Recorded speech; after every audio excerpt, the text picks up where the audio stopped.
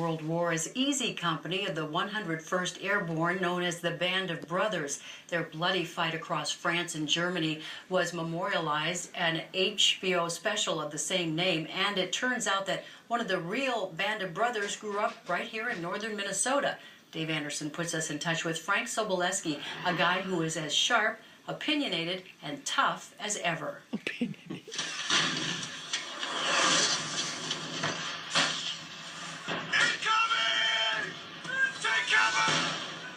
The HBO series called Band of Brothers told the world about the World War II service of Easy turn that Company, light off behind me. 506th The lamp. Parachute Infantry Regiment, It's okay. 101st Airborne Division. It's not okay. It told the It's in stories my of soldiers right in like the center Captain of my Ronald picture. Spears. It's in yours too. I can see it. 100-proof man. He was just a hell David, of a will you good go guy. turn that off? Sergeant Hey, Wilder David. Garnier was also one of the heroes portrayed in the David. show. Here's a cap full of blood and guts was wearing when they took that. Frank. He was a hell of a good guy. I didn't want him on the other side of me. I like to be his friend. Thanks, Frank Kayla. Soboleski knows those men because he was there too. Now 88 years old, he still is very active and lives at home with his wife Renee. Soboleski grew up as one of 13 children of a farm family near International Falls. When Pearl Harbor hit, he was turned away from the Army for being underage. While waiting for his turn in the service, he migrated to California and was living in a refrigerator box under a bridge when he got a short-lived job as an extra in Western movies. I think we're on the wrong side. This is no time to think. I'm still mad at John Wayne because he got my job. At 18, Soboleski was allowed to join the Army, but washed out of fighter pilot training because of color blindness. Unimpressed with the training in the infantry, he joined the paratroops and became part of the Band of Brothers during the September 1944 assault on Holland. From there, he and his brothers moved to the siege of Bastogne during the Battle of the Bulge. We were out of groceries, out of ammunition, out of clothes, out of guts.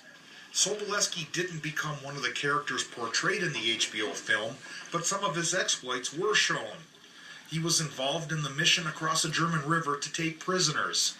I took my shirt off, greased myself all up off of axle grease, put my underwear back on, tied that rope around my stomach and swam across the river. Yeah, that brown star, that's the one I got for swimming that river. The prisoners captured were 2 young soldiers and an elderly member of the German Home Guard. He said, you know, I had my crosshairs on the rifle, I knew about 10 times. Pushing into Germany in early 1945, Easy Company liberated the Kaufering concentration camp near Dachau. And it was boxcars with bones about 4 feet high. One of the unit's last actions of the war was capturing Hitler's mountain retreat. And we all hit it at once. In the end I was in, there was 2 officers and they come out with their hands way up like that. They wanted to give up.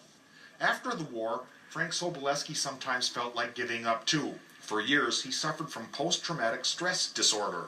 It's caused from not having any control at all when they're in a situation like Bastogne was. They're totally helpless. Get out there and relieve Dyke and take that attack on in! Why wasn't Frank Soboleski a character in the Band of Brothers movie? It's because he kept throwing away the letters from the producers. But he accepted a trip to France for the film's premiere and met up with old Easy Company friends like Bill Garnier and Babe Heffron. Wife Renee says that reunion helped chase away much of the PTSD.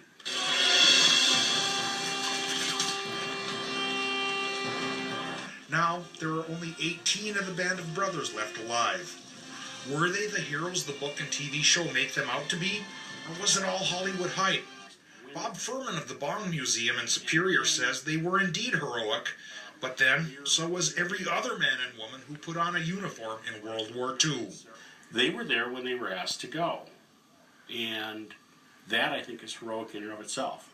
70 years later, Frank Soboleski remains in awe of all of his brothers.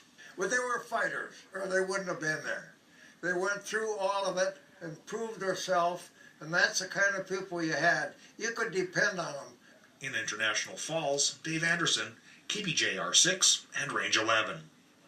You won't find Frank's name in the TV show, but you can read about his experiences in a book called We Who Are Alive and Remain, Untold Stories from the Band of Brothers.